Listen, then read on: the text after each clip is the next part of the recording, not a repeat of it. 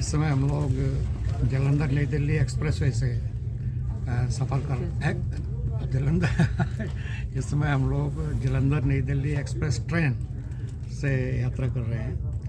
और ये ट्रेन जो है सहारनपुर यमुनानगर से हम लोग चले हैं। सहारनपुर, मेरठ, मुजफ्फरनगर, मोदी नगर, इन सब इलाकों से गुजरेगी, जो बहुत ही एग्रीकल्चरली रिच इलाके हैं।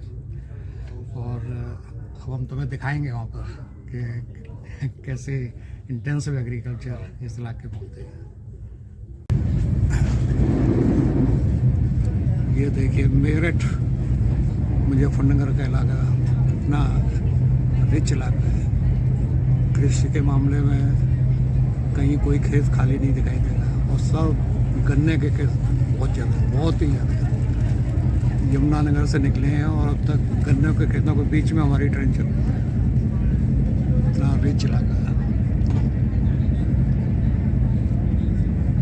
और अब गन्ने के मिल चल पड़े हैं तो कटाई भी बहुत तेज़ी से हो रही है, और गन्नों की चीनी बनाने के लिए वाह है।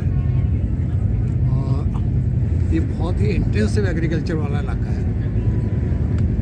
यहाँ जो खेतों की बाउंड्री है उन पर वो पौधे लगाए हैं जो इंडस्ट्री में काम आते हैं, खासकर जो पिलाई इंडस्ट्री है उसके।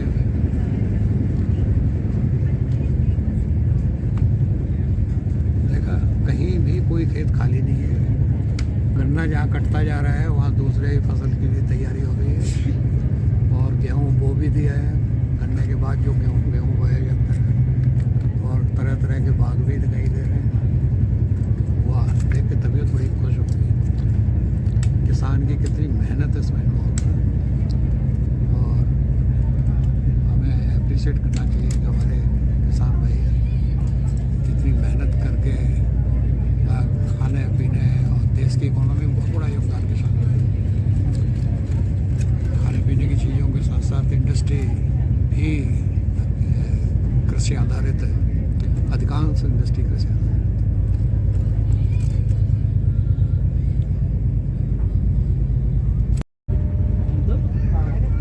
देखो, इस गन्ने के इलाके में पहले ऐसा बुग्गी बहुत दिखाई थी, अब बिल्कुल गायब है। गन्ने काट के देखो, एग्रीकल्चर का जितना भी कामकाज है वो सब रिस्क ले लेके किसान करता है। और देखा जाए तो ऐसा कोई समय नहीं होता जब किसान रिस्क में नहीं होता है।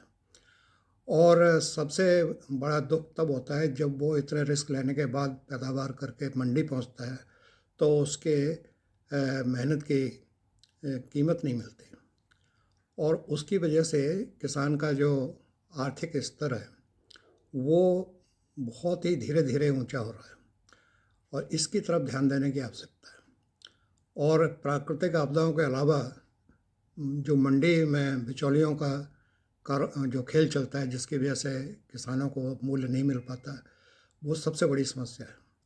और कुछ समस्याएं हमने खुद भी पैदा कर ली, जैसे कि हरित क्रांति के जो पीरियड में हमने किसान भाइयों को वो बातें नहीं बता पाई जो बहुत ही आवश्यक थी, जैसे कि पानी का संरक्षण करना। आज पानी की समस्या पंजाब, हरियाणा, वेस्टर्न यूपी में पैदा होती जा रही है। कहीं कहीं तो बहुत ज़्यादा पैदा हो भी चुकी है। भूजल स्तर बहुत ज़्यादा नीचे गिर गए, ज़मीनें खराब होती चली जा रही हैं। तो ये सब चीज़ें जो हैं कुछ हमारे कारण भी पैदा हुई हैं। देखो, किसानों के सामने बहुत समस्याएं हैं, ज्वलन समस्याएं हैं। इनका निवारण होना भी बहुत ज़रूरी है।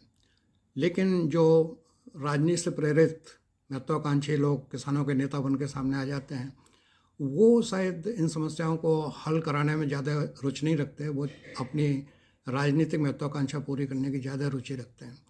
इसलिए अब हमारे किसान भाइयों के बेटे बेटी जो कि पढ़े लिखे हैं, उनको चाहिए कि डॉक्टर RS पड़ौदा कमेटी रिपोर्ट 2019 और doctor MS Swaminathan committee report 2006 का अच्छी तरीके से अध्ययन करें, और सरकार के साथ बैठकर उन समस्याओं का हल तलाशें। और ये सब हो सकता है। मैंने खुद भी इन दोनों रिपोर्ट्स के ऊपर वीडियो बनाए हैं और सरल भाषा में बनाए हैं, वो भी आपकी सहायता कर सकते हैं। तो अब ज़रूरी है कि युवा सामने आएँ और खेती की समस्या का निदान करें, अन्यथा हमारी फूड सिक्योरिटी और न्यूट्रिशन सिक्योरिटी को बहुत बड़ा धक्का लगेगा।